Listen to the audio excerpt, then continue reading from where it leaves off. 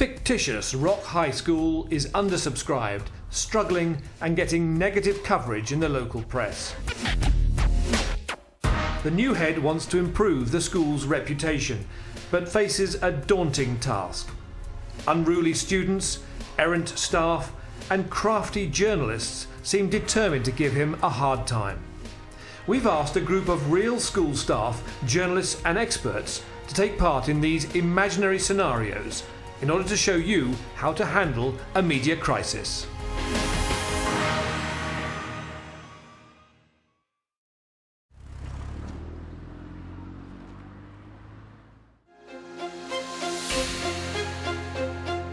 And for God's sake, come on, come on. Oh, you bloody vandals, you vile vandals, you revolting. Oh, you vile vandals, you hearing that? I'm going to tell the police, I'm going to tell everyone, I'm going to write letters to the press. Get out of here. Yeah, go away. It's an autumn afternoon when a local journalist picks up the phone to the teacher who's in charge of the school's PR. Hello, Rock High School, Jeff Shepherd speaking. Oh, Jeff, my name's Richard Brock. I'm from the Rock Record. I think we've spoken once or twice. Yes, we've met once before, I believe, haven't we? Listen, somebody's come to the paper with a bit of a complaint involving some of your pupils. It's an elderly lady, and apparently she was bombarded with eggs while she was in her car. Good gracious. Have you heard about this one? I've not heard anything of this at all, I'm afraid. Not the sort of thing we want to be associated with at all, is it? So as far as punishments go, if they're caught, what can we expect here? There'll be a letter home, we'd have their parents in, and we'd discuss it with them, but almost certainly the more serious offences would be some form of external exclusion. Lovely. All right, Jeff, I'll leave it there. Thank you very much indeed. Not at all, thank you. Better get the head on this one. But before Jeff can alert the new head, our intrepid newshound is back on the phone. Could you give me the details of this person, please? It's Mrs. Kemp, Dorset Road. Well, obviously what we want to do is to get her into school to look at our photographs on our system so we can identify the children that have done this. We take very seriously indeed how children behave on their way to and from school and always work with neighbours when anything goes wrong. Is this the first you've heard of such an incident? It's the first I've heard of this incident, yes. You said the first you've heard of this incident. Presumably there have been others then? Well, please don't try and put words into my mouth. Every time we have an issue raised by a neighbour, we follow it up, and of course that does happen from time to time because children don't always behave as anyone would wish on the way to and from school. OK, just a final thing, what sort of sanctions are we looking at? Is this an expulsion? Perhaps the best sanction we could apply would be, if Miss Kemp's agreeable, then we would like to involve her in one aspect of the community service sanction that I have in mind, which is some very hard work in her garden. Great. Mr. O'Hare, thank you very much. You're welcome. Bye. With a looming open day designed to persuade parents to choose his undersubscribed school, Philip needs his PR team to launch a damage limitation exercise. What line did you take with him about it? That we would investigate the incident swiftly to ascertain, A, was it our students? If it was, then we need to identify them quickly. Yeah, I went slightly further than that. I said we try and persuade her to agree as part of the sanction that they do a community service in her garden or something of that nature. Have you got time to go round to see Miss Kemp today sometime, Jeff? Yes, I have. I have a meeting after school which I'm running, but I'll be able to get around there about 6 o'clock. Well, this is a measure of your charm offensive ability, isn't it? It is indeed. I mean, if we can manage her really well, then she might be open to writing a letter to the press to say how well this has been dealt with. Let's hope we can turn this, with her, from a negative into a positive. It's important we do, and I'll do my best, Philip. Well, OK, good luck. Beleaguered by misbehaving pupils and a hostile press, Philip sensibly opts to get some legal advice. The important thing for the reputation of the school is the way that the school deals with the incidents. Parents out there, the community, want to know that the school is going to respond in an adequate and proper way to any kind of story that arises of this kind. With this in mind, the Chair of Governors comes in to talk to the head. They're both keen to avoid the school's name being dragged through the mud. We've had two, one to me and one to Jeff, and neither of us was told about the other, calls from a rather aggressive local journalist following a complaint from a resident about some kids throwing eggs at her car. Now, we've done everything we can to contain the incident. sorting out the resident and sanctions to the students, but the journalist seemed determined to see this as one of a series of things going wrong with our children out of school, and wasn't very interested when I said that wasn't the case. Have you thought about letting reception know so that the reporters' phone calls are always put through to you directly? No, I haven't, and that's a really good idea. I'll get that done as soon as we finish talking. We're going to see if we can get this lady who suffered the eggs to write a letter saying to the paper how nicely we dealt with it. Whether she'll do that or not, we don't know. And we are going to use this week's weekly newsletter to reiterate our expectations about how children behave on the way to and from school and the cooperation we're seeking from parents. So at least we'll have those things in place before the open evening. So the key things to remember are that when an incident comes out of the blue and you have to deal with it retrospectively, designate a single spokesperson and have a clear message prepared in case the journalist rings back about either this or other stories.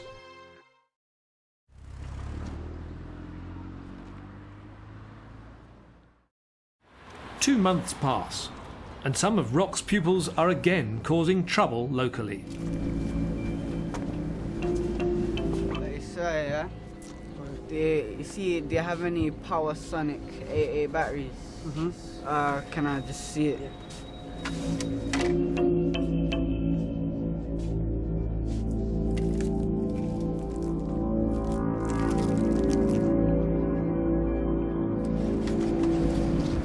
Which one you want, sir? Let me just see them. Yeah.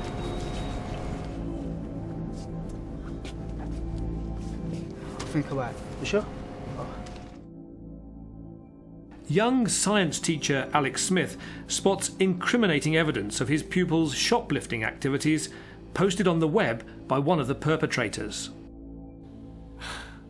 Eureka! MySpace and Facebook are often my best source of information on some of my pupils. Well, usually I use it to remind them to hand in their homework, but this, I'll have to share with their head. Jeff, come in.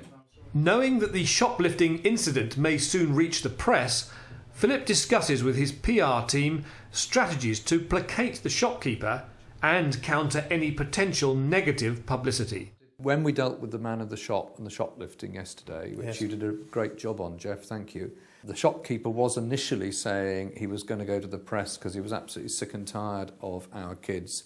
And I suspect if this gets to our rather hostile Richard Brock, he'll spin it for all he's worth. That's for sure. We've identified the children, we've punished them, we've done exclusions, and their parents have agreed to pay for the cost of the goods. They were very helpful. And we've also promised him that we'll get somebody up as part of our after-school patrol. We'll pop into the shop daily. Yes.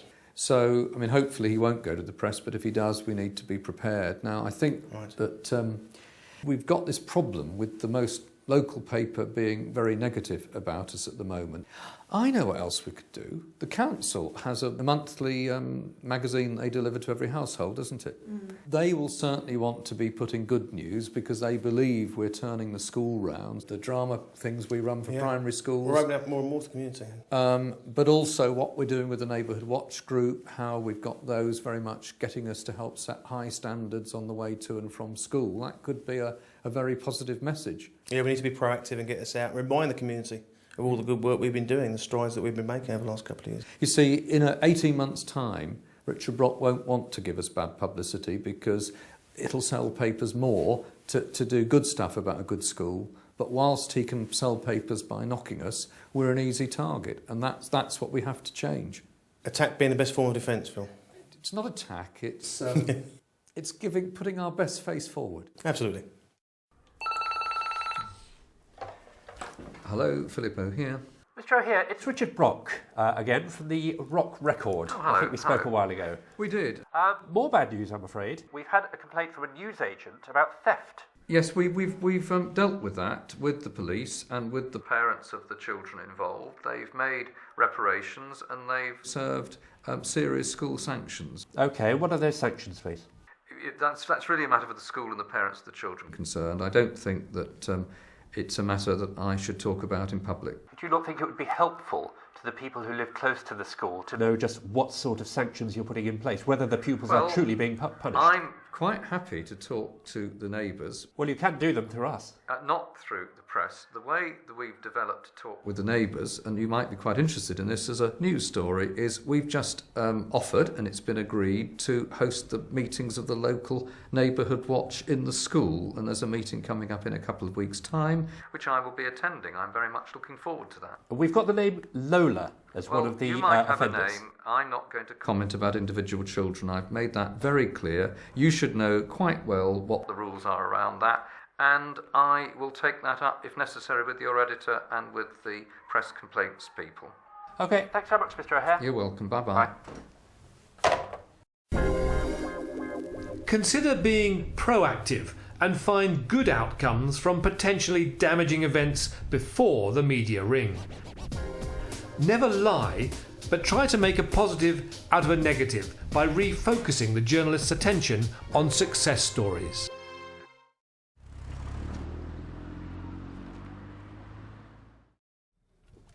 It's a winter's day and science teacher Alex Smith is driving home when he spots Lola, a Year 10 pupil.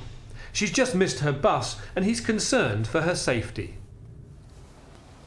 Can I give you a lift? Yeah. Yeah?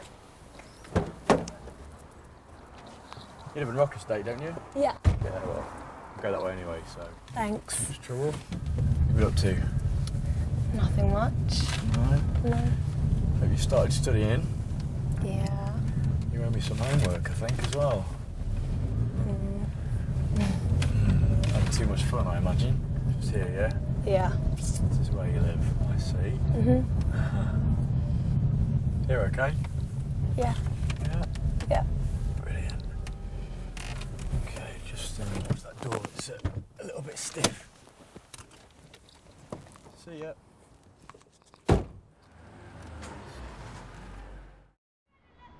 Sadly, Lola views this car journey in a very different light, as she reveals to her form teacher, Miss Jones. Miss, can I speak to you? Of course.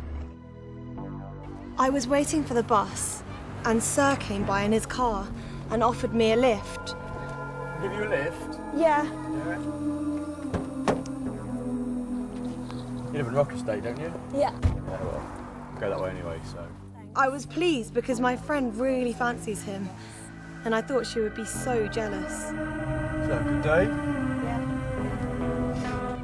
But then he started brushing my thigh with his hand when he was making unnecessary gear changes and asking me personal questions. Too much fun, I reckon. Going out too much, eh? Yeah. And then, when he dropped me off, he leaned right across me and touched both my thigh and my tits. I'm afraid I really can't keep that to myself. I'm going to have to speak to the head about that, but I will find you someone to talk to, OK? Faced with this serious allegation, the head immediately alerts his local authority press officer, who will be handling this incident from now on.